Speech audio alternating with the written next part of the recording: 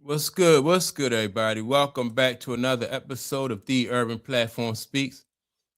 Make sure to like and subscribe as you tune into the channel and check out the content. And with that being said, man, I want to comment on a topic that was being discussed on the Odd Couple show, right? When they were talking about this new era of basketball and these new superstars in the league, right?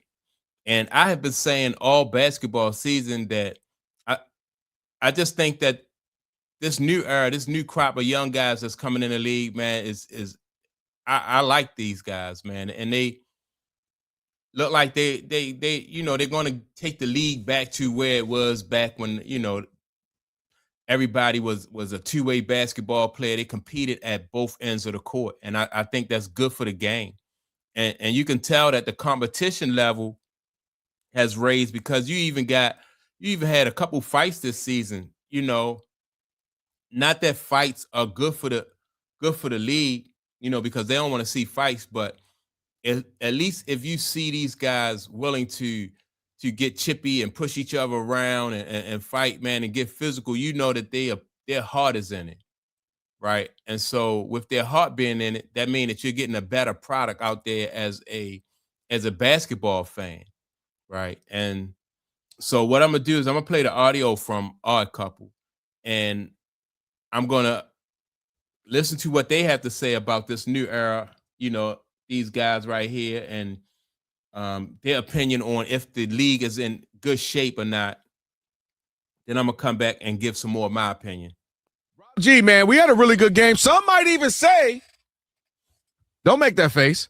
Don't make that face, Rob G. The preview to the NBA Finals. Oh, some can say. That's our Pistons. That's our Pistons. The official show, the team of the Odd Couple. Yeah, we look. Detroit basketball. And our MVP, who didn't look good last night, he was like 5 for 26. My gosh, Cade Cunningham. But really good game, obviously, between two young teams that are thriving this year. Spurs get the win 114-103.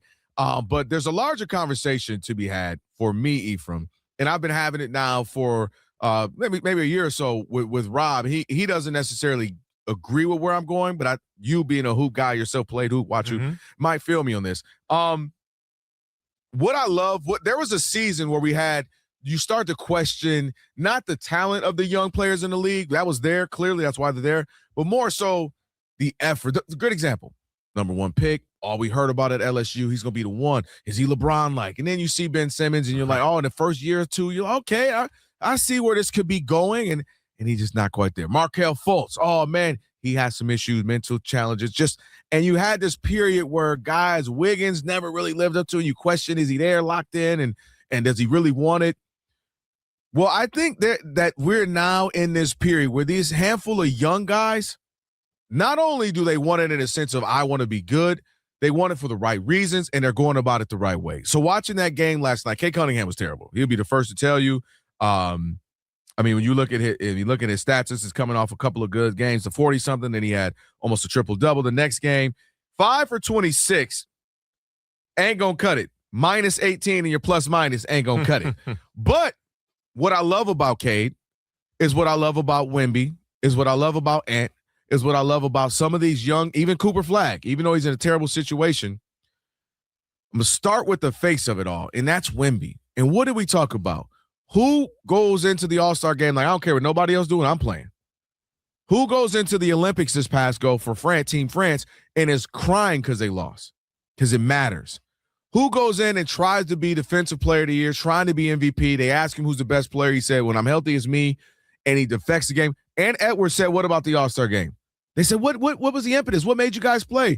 He said, it's the way Wemby started this. And I say that to say to have this guy potentially be the next guy up, the face of the league, coupled with guys like Cade, who had to get it out the mud, 14 wins, 17 before, or, working his way up to where he's an MVP candidate this year.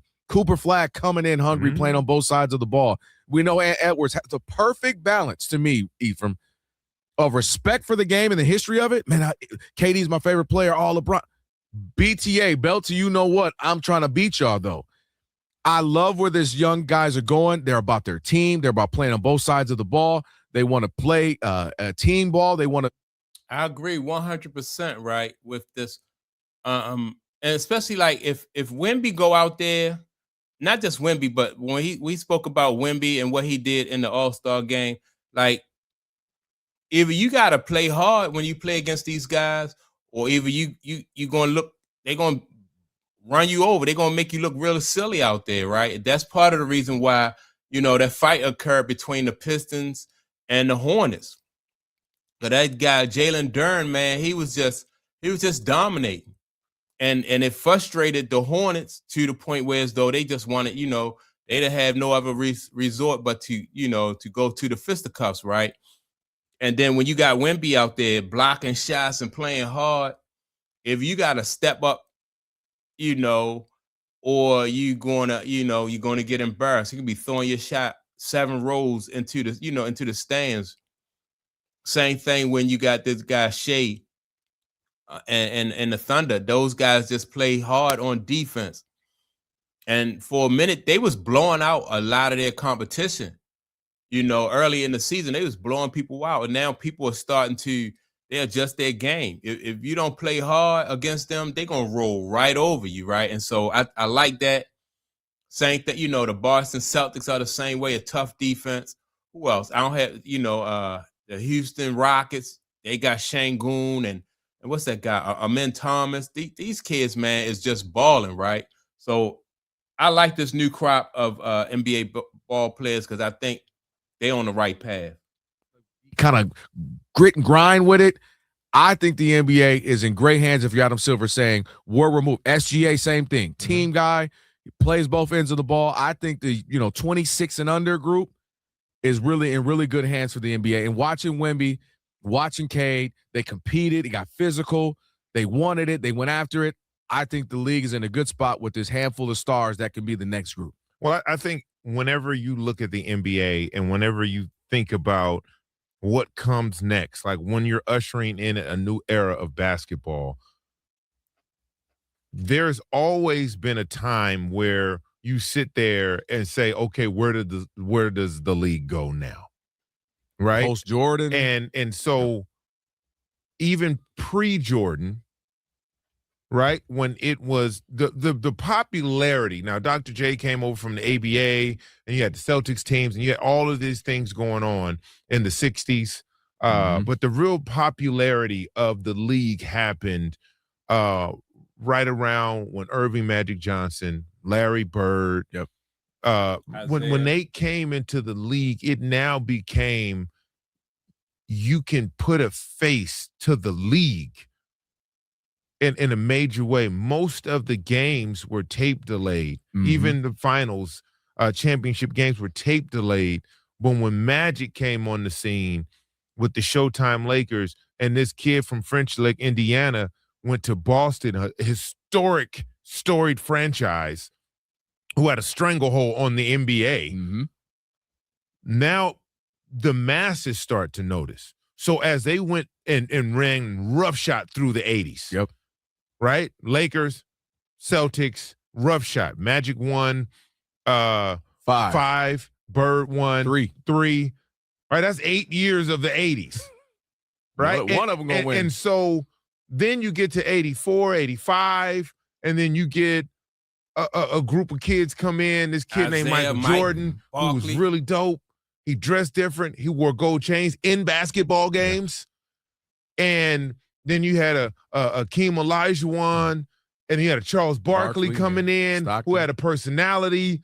And so when the Bird Magic era ended, Jordan picked up the mantle. Jordan's first.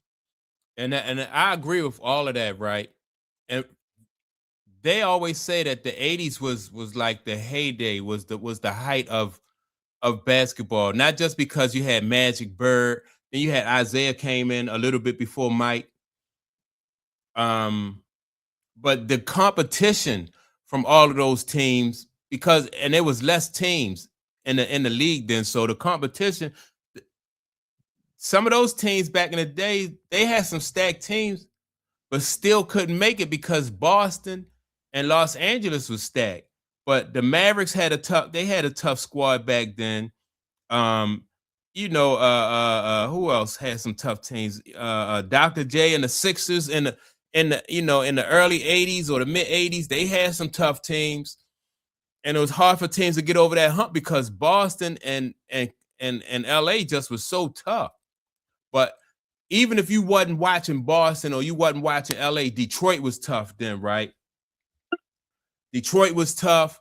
That, like I said, Dallas was tough.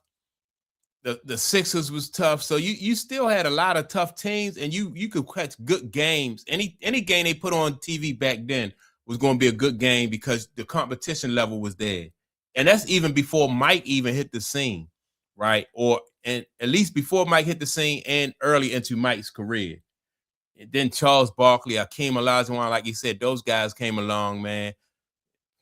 And it was all she wrote. Championship came against Magic and the Lakers in the finals. Then Jordan had a stranglehold on the 90s, right?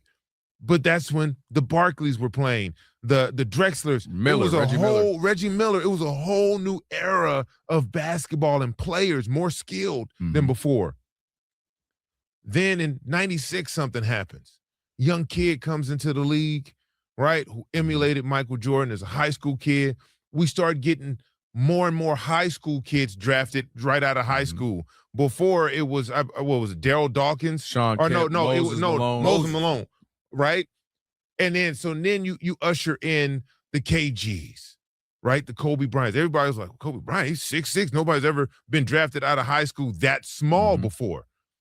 But you saw what they brought. The Paul Pierces, they brought another era, and Dirk Nowitzki's, and it's another era came into. And then you get the chosen one coming in high school, right? In the 2000s. Well, I don't know, man. You know, like I said, basketball, like to me, it's just going back to like what they were back in the day, the 80s, then the 90s, the early 2000s, man. I just think it's going back. I like this new crop of kids, man, because you're not going to have a really good product out there if guys don't compete at both ends of the court. And the better teams even in the East, the better teams in the West, they play on both ends of the courts, you know, because that's how you're going to win on a consistent basis is play at both ends of the court. So I like, you know, what I'm seeing out of Cade Cunningham, you know, Wembanyama and the guy Shea Gilgeous, right? I just dig what I'm seeing out them kids, man. So that's my take on it. Let me know what you think. Do you think that the NBA is in a good place right now, or is heading in a good direction with the talent, this young group of kids that's in the league now? And so, yeah, with that being said, though, make sure to like and subscribe. Don't forget to leave a comment. And I'm going to check y'all out in the next video. Peace.